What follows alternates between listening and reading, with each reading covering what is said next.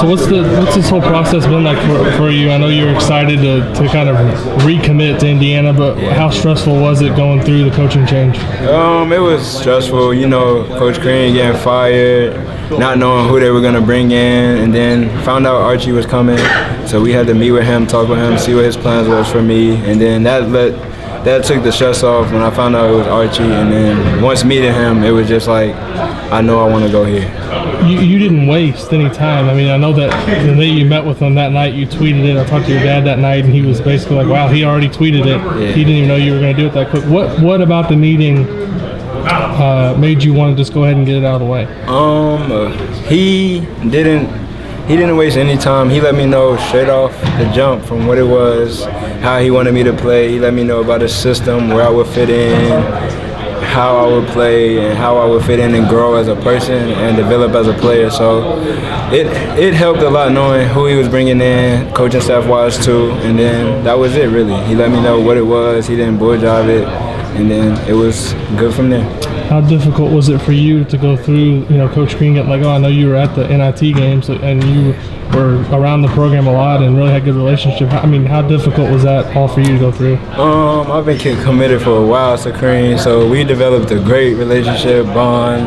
They're like family to me, everyone that was there, so we all keep in touch, but it was hard because, me just being there like for him and talking to him for 2 years straight, it was just like we had a connection that I didn't build with anybody else, but him getting fired was tough. Yeah. Did they what after that happened? I mean, did you talk to Coach Martin at all, or did you talk to Crean, or did they say anything to you? Yeah, I got the chance to talk to both of them, so we talked about the process of when they got fired, how it happened, and what probably my next step was, but we talked about it. I had a lot of options, and I feel like I made the right choice.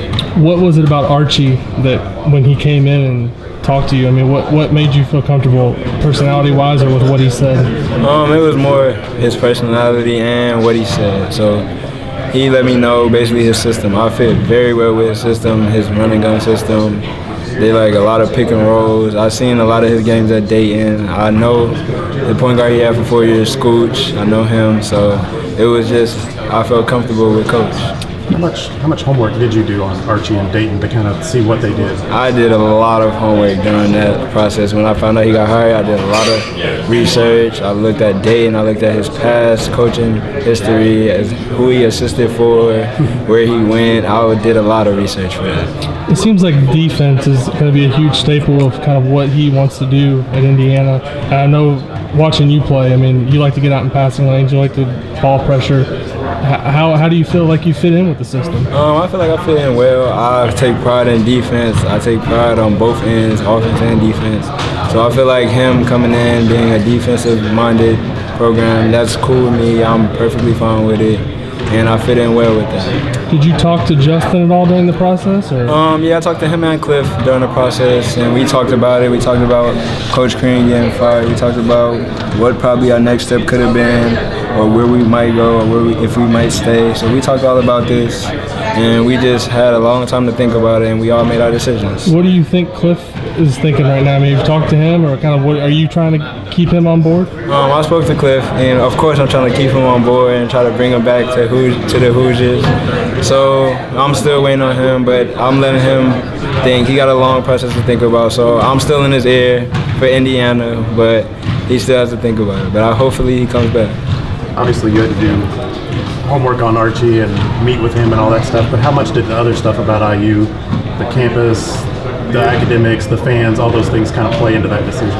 Indiana is Indiana. It's one of the top places to play basketball, top places in school-wise, academic-wise, and it's full of the best fans in the world. They'll ride for you no matter what, and that's what I got from my experiences there. I've always had a great time at Indiana. Education-wise, it's great, so I feel like I made the right choice education-wise as well as basketball-wise. What's next for you in terms of timeline? I know you'll be here, and then you'll go home and then have a couple months, and then you go to Bloomington in June. Is that the plan?